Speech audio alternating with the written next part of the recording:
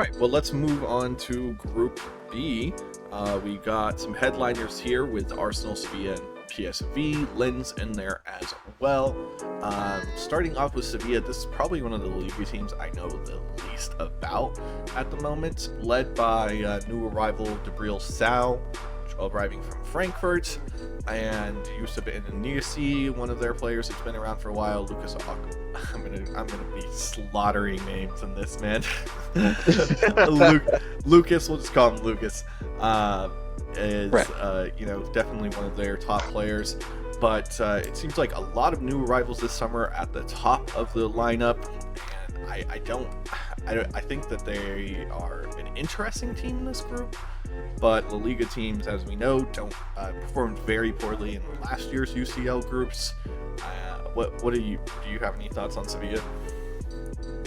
They're a severely defensive team. I mean, they own the Europa League, so even if they would fall out, they would have a good chance to come back to the UCL again, even if they didn't make it from being top 4 in La Liga. So they are contenders in Europe every year. Mostly from their defense, they will win a match 1-0 or they will win in penalties, and they do not care about that. So that's mostly what I know about them. I think they play a back 5, so they are just gonna hunker down, park the bus, and try to get at least 1 or 2 counterattacks to get some points on the board. And then we talked about the most underperforming team in tournament play last year, Arsenal. A team that definitely made some moves this summer to try to get better. They tried to shore up that midfield, Declan Rice, Kai Havertz. Have they looked like the players that they thought they were buying so far? I'm not in their head. I'm not their director of football operations, but I have to imagine they've been a little disappointed by the performance of the 24-year-old so far. But of course, Bukayo Saka is arguably the best winger in the world right now. Martin Odegaard is a absolute class player. Gabriel Martinelli, got to be one of the best Brazilians in the world right now.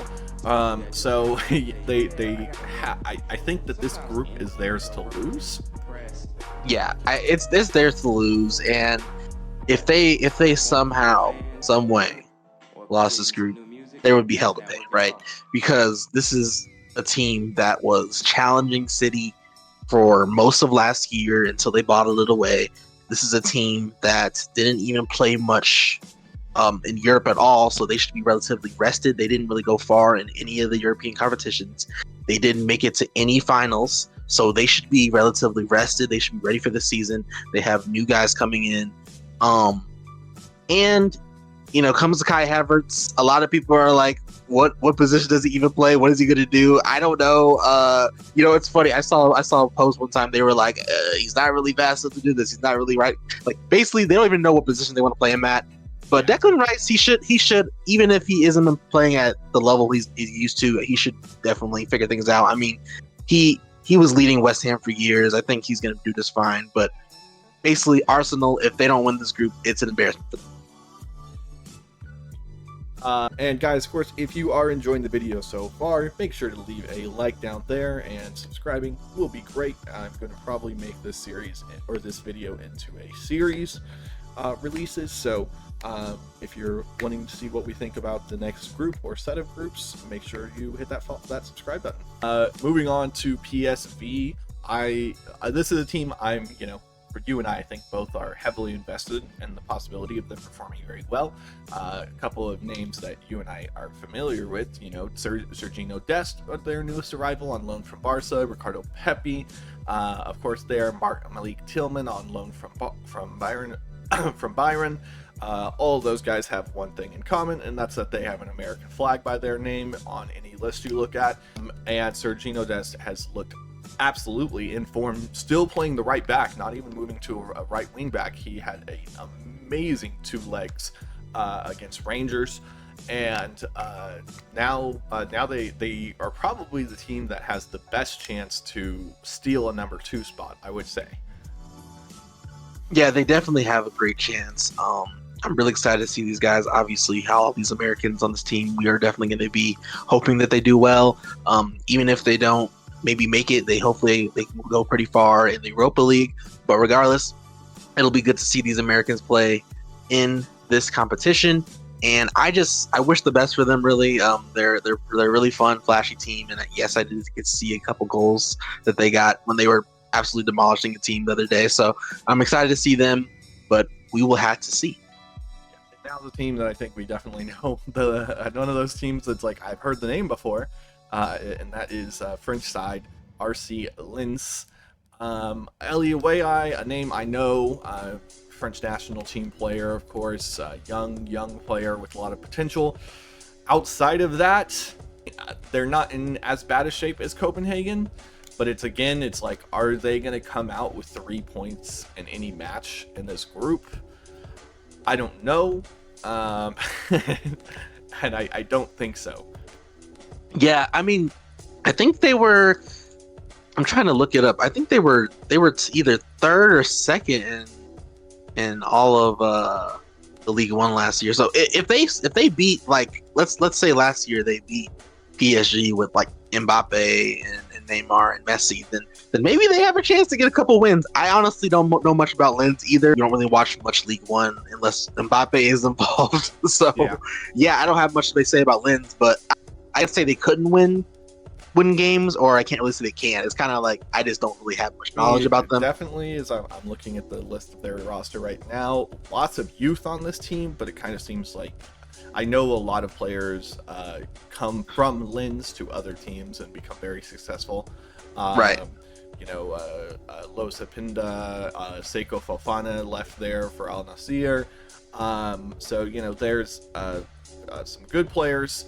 Onana's brother, Gene, played for them as well, departing this summer. Yeah, I just looked it up. They only lost League One by a single point. So yeah, so they're definitely competitors. They're solid. I mean, I just wonder in this group, are they going to have the home? You know, are they going to really have the home advantage against some of these teams? You know, PSV, they're not traveling very far. I imagine their crowd is going to travel just fine with them to Lens. That's not much of a train ride. And you know, obviously Arsenal and Sevilla storming in there is going to be very tough as well, and on the road it's going to be even harder. I mean, I think you definitely could argue that PSV plays in a tougher, you know, with the departures this summer, that PSV plays in a tougher league, let alone is a tougher team overall. But yeah, so what are your predictions for this group, Calvin? Arsenal 1. If they don't, they're literally chokers. Then I'll go PSV. I don't see Sevilla not even being in the Europa League. This actually the bottom last two is kind of hard for me, because it's like I can see Sevilla being last because their offense isn't the greatest, but also they perform pretty well in Europe just overall. Like I would be pretty surprised if Sevilla doesn't take 2 of their home matches. Yeah, I think they should do pretty well at home. This group should be enough to take the 3 spot. So yeah, I guess I'll say Lens last, but honestly, that could be blasphemous and they could be second. Yeah, honestly, I don't know. You know what I'm saying? Like, I really don't. I don't know. I agree. Right. I think PSV is going to be a sneaky team that can take that 2 spot. Right. You know, if Arsenal does the Arsenal thing, they could even take the 1 spot. But yeah, Lens is definitely the wild card in that group. Well, thanks guys for watching. Make sure to subscribe if you haven't subscribed. Like the video, of course, and let us know what team you're most excited to watch in the UCL. Peace out, guys.